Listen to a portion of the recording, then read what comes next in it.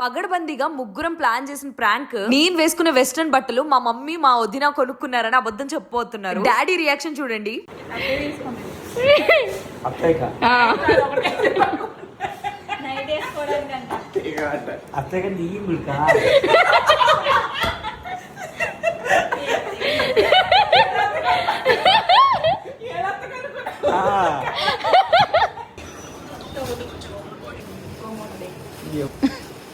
అత్త చచ్చిపోతుంది అంటే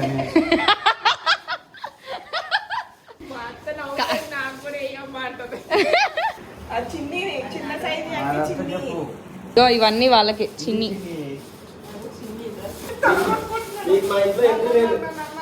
ఏంటి అవన్నీ తనకే ఎందుకు?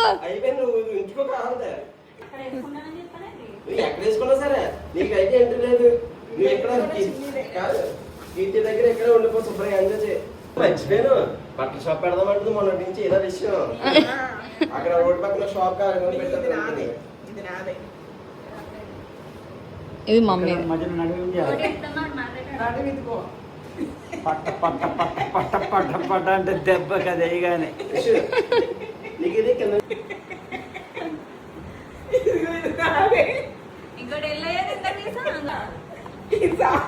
కాదు వీళ్ళకి కొనుక్కుని నువ్వు ఆల్రెడీ మళ్ళీ ఇప్పుడు కేజీ లెక్క తగ్గించుకుని అది వేసుకోవడానిక. ఇప్పుడు అది ఇప్పుడైతే పట్టదు.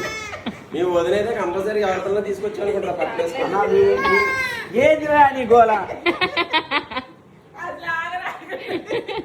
సైజులతో తేడా వచ్చిందని నేను గోళ పడతాను. కాదు ఏ మాత్రం క్లారిటీ లేని డ్రెస్సులని ఇక్కడ కనబడుతున్నారా?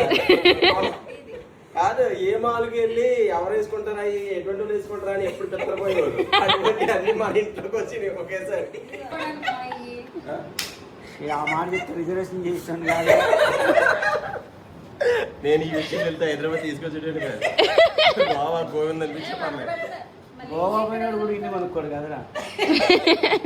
వీళ్ళు ఎన్ని కొన్నారు గోవా ట్రిప్ కి?